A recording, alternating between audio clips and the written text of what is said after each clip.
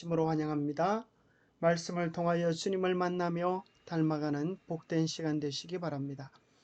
8월 11일 수요일 구체적으로 용서를 실천하기. 생각할 문제, 용서의 5단계란 무엇인가? 내가 지속적으로 경험해야 할 주님의 마음 관계는 무엇인가? 오늘 우리에게 주는 교훈은 무엇인가?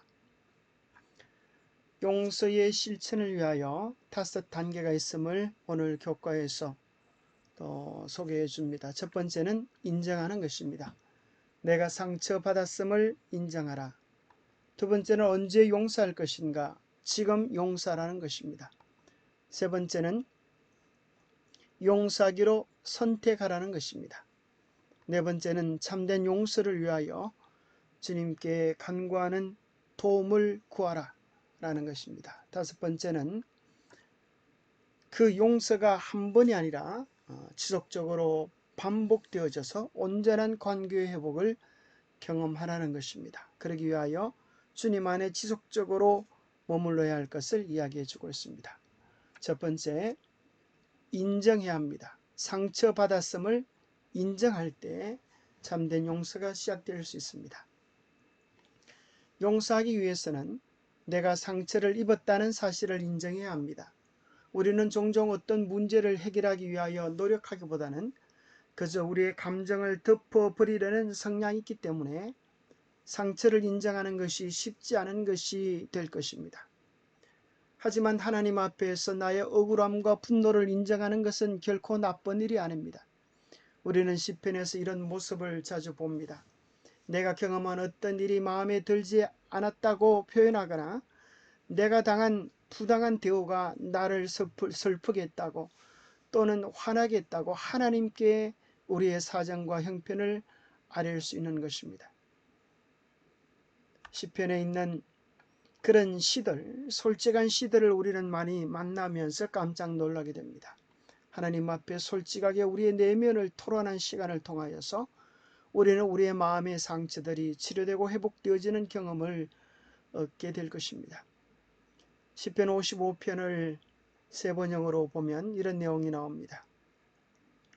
나를 비난하는 자가 차라리 내 원수였다면 내가 견딜 수 있었을 것이다. 나를 미워하는 자가 차라리 자기가 나보다 잘났다고 자랑하는 내 원수였다면 나는 그들을 피하여서 숨기라도 하였을 것이다. 그런데 나를 비난하는 자가 바로 너라니, 나를 미워하는 자가 바로 내 동료, 내 친구, 내 가까운 풋이라니. 우리는 함께 두터운 우정을 나누며 사람들과 어울려 하나님의 집을 드나들곤 하였다. 그들이 머무르는 곳, 그곳에는 언제나 악이 넘쳐흐르는구나.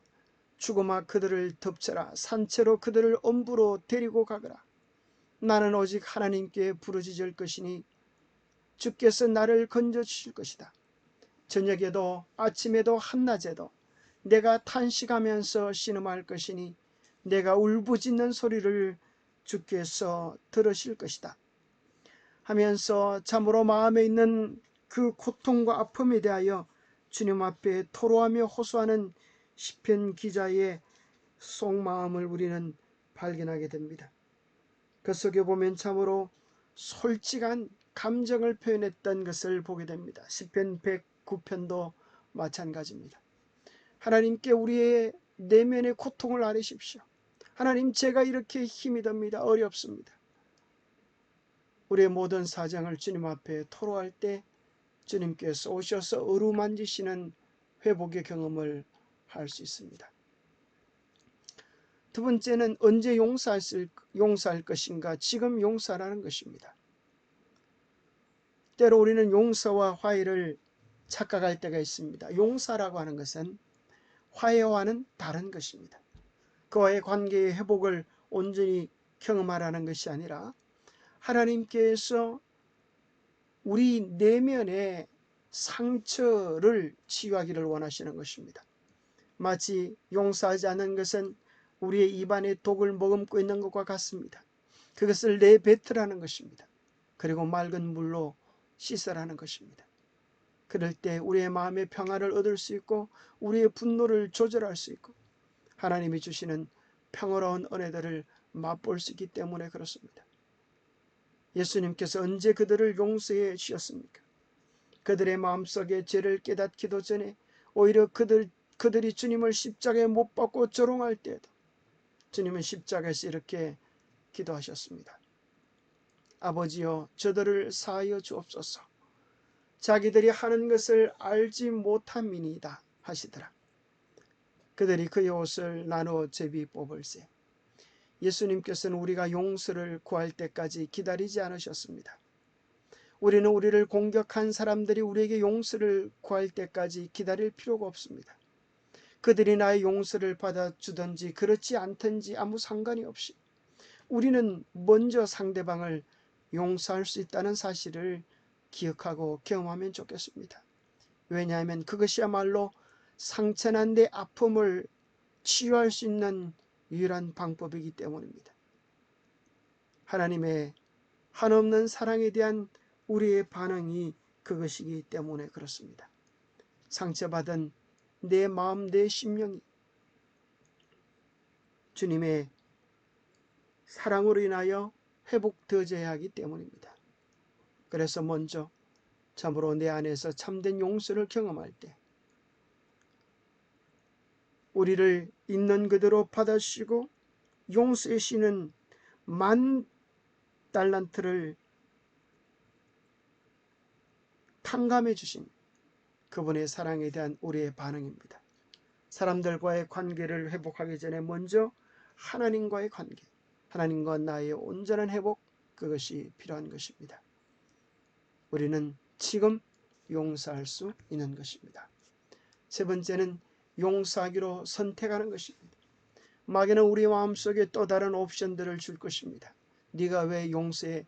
용서하는 것은 바보나 하는 짓이야? 아닙니다.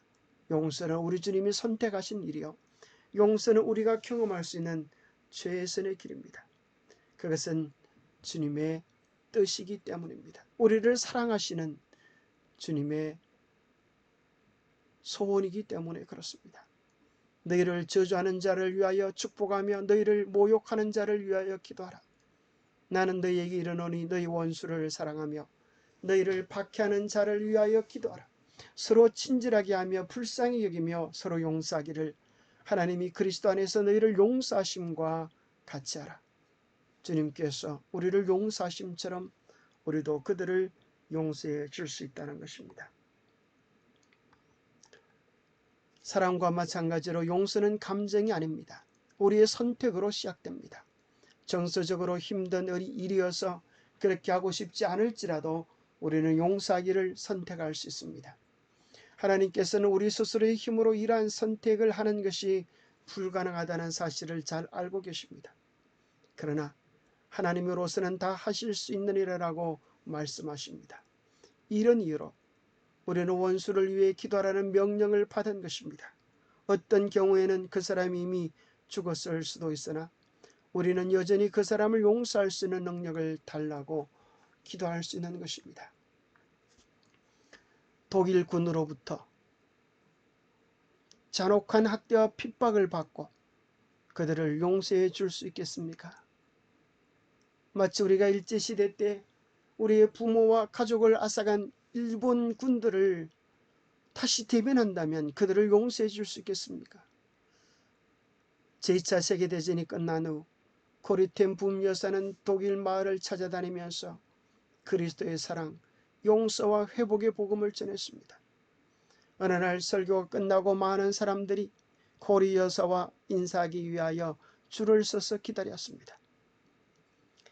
이 여사는 줄을 서서 기다리며 자기 앞으로 다가오는 얼굴 가운데 뜻밖의 독일의 그 나치 감옥에서 자기를 고문하고 자기 언니의 목숨을 앗아갔던 간수의 얼굴을 보게 되었습니다. 그 순간 그녀의 심장은 얼어붙는 것 같았습니다. 그녀는 하나님, 다른 사람은 다 용서할 수도 있어도 저 인간만은 용서할 수 없어요. 어떻게 저 인간을, 나의 원수를 용서할 수 있겠습니까? 차라리 찢어 죽이라고 한다면 오히려 그것이 더 쉽겠습니다. 그녀의 가슴이 요동쳤습니다. 하나님은 그녀의 마음속에 이렇게 말씀하셨습니다. 코리아, 용서하거라. 내가 너를 용서했지 않니? 너의 마음속에 나의 사랑을 보여줘. 하나님, 저 인간만은 용서할 수 없어요. 용서하거라. 하나님, 못해요. 이것만은 못해요. 이렇게 내적인 싸움을 싸우고 있는 동안에 하나님의 음성이 더욱 강하게 들려왔습니다. 나는 네가 저 사람을 용서할 수 있느냐 없느냐를 묻고 있는 것이 아니라 용서하겠느냐 안 하겠느냐를 묻고 있는 것이다. 용서라는 것은 나의 명령인데 내 명령 앞에 순종하겠느냐 불순종하겠느냐. 나는 그때 그 사람을 용서하고 싶은 마음이 조금도 없었지만 용서해야만 한다는 주님의 명령이 내 마음속에 깨달아지는 순간, 하나님의 명령이라면 어찌할 수 없지요. 그러면 용서해야지요 라고 생각하고 내 앞으로 지나가는 그를 용서하기 위하여, 하나님의 명령에 순종하기 위하여 마음과 느낌이 없었지만 용서의 손을 내밀었습니다. 그런데 이상한 일은 내가 하나님의 명령에 순종하여 손을 내밀어 그를 안는 순간 주께서 내 마음속에 그를 진심으로 용서할 수 있는 마음을 부어주셨다고 그녀의 일기 속에 기록해 줍니다. 그녀는 이렇게 고백합니다. 명령을 수행할 수 있는 능력은 성령의 의지한 순종을 통해서만 가능하다. 우리가 주님의 뜻에 순종할 때 주님은 그 능력과 힘을 우리에게 주셔서 주님의 약속이 실제적으로 우리 안에서 우리 관계 속에서 이루어지게 해 주신다는 사실입니다. 오늘 우리 안에 들려주시는 주님의 음성에 순종하십시오. 그러면 그 순간 주님의 약속은 여러분의 것이 될 것입니다. 네 번째, 간구하라. 하늘의 도움을 구하십시오. 우리의 마음은 본래 냉랭하고 이기적입니다. 용서할 마음이 없습니다. 그럴 때 우리는 하늘의 도움을 구할 수 있습니다. 만약 하나님께서 우리의 마음처럼 우리를 용서하지 않으셨다면 우리가 어떻게 구원받고 하나님의 자녀가 될 수 있었겠습니까? 용서의 샘물을 가지신 그분께 용서의 능력을 구하십시오. 의심할 여지 없이 용서는 항상 쉽지만은 않습니다.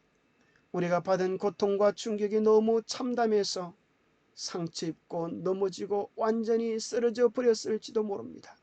그럼에도 불구하고 만약 우리가 허락하기만 한다면 치유함을 경험할 수 있을 것입니다. 하지만 섭섭함과 분노와 억울함을 끝까지 부여잡고 있으면 그 치유의 과정이 훨씬 더 더뎌질 뿐이고 우리의 고통의 시간들이 길어질 뿐인 것입니다. 우리의 기도에 응답할 수 있는 하나님께 진정한 도움을 구하십시오. 너는 내게 부르짖으라. 내가 너에게 응답하겠고 네가 알지 못하는 크고 비밀한 일을 너에게 보이리라 하시는 주님의 약속이 있습니다. 주님의 약속을 붙잡고 기도하십시오. 하나님께서 우리 안에 크고 비밀한 우리가 할 수 없는 놀라운 일을 이룰 수 있는 능력을 주실 것입니다. 다섯 번째는 용서는 한 번으로 끝나는 것이 아니라 반복되어져야 한다는 것입니다.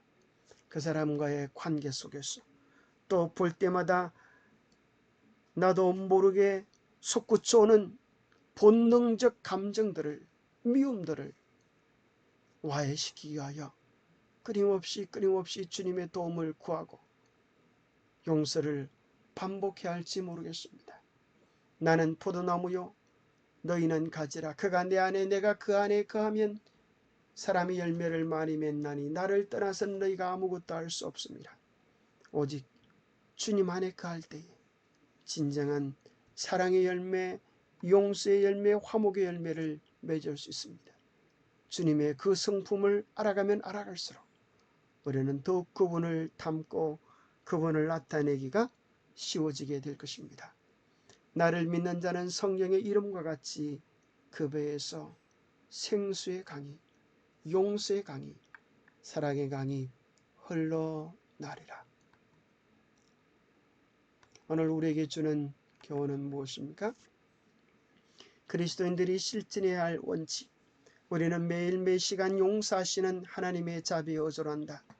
그러거늘 우리가 어떻게 우리와 같은 동료 인간들에게 가혹한 마음과 저기를 품을 수 있겠는가?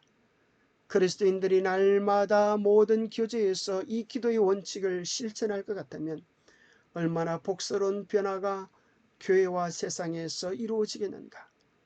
이것은 성서 신앙의 진실성을 입증하는 가장 설득력 있는 정언이 될 것이다. 용서를 경험할 때 우리 안에서, 우리의 관계 속에서 천국이 이루어지게 될 것입니다. 기도하겠습니다. 하나님 아버지, 내 안의 상처를 보십시오. 고통하는 내 영혼의 아픔, 신음소리를 들어주십시오. 깨어진 관계의 상처들을 돌아보아 주옵소서. 주님이 저를 용서하셨듯 나도 주의 사랑으로 저들을 사랑하며 용서하기를 원합니다. 주님 도와주시옵소서. 저들의 태도와 상관없이 그들을 용서하며 관계의 천국을 경험하기 원합니다. 주님과의 온전한 관계의 회복, 그 은혜 안으로 우리를 이끌어 주시옵소서. 주님의 마음이 우리의 마음이 되도록 도와주시옵소서. 주님의 그 사랑의 마음, 용서의 마음을 우리에게도 허락하여 주시옵기를 우리 주 예수 그리스도로 머지하여 간절히 간구하옵나이다. 용서를 경험할 때 실제적으로 우리 안에 하나님의 사랑이 얼마나 크고 놀라운지 그 능력을, 위력을 맛보게 될 것입니다. 오늘도 주님 안에서 참된 회복을 경험하는 복된 날 되시기를 축복합니다. 감사합니다.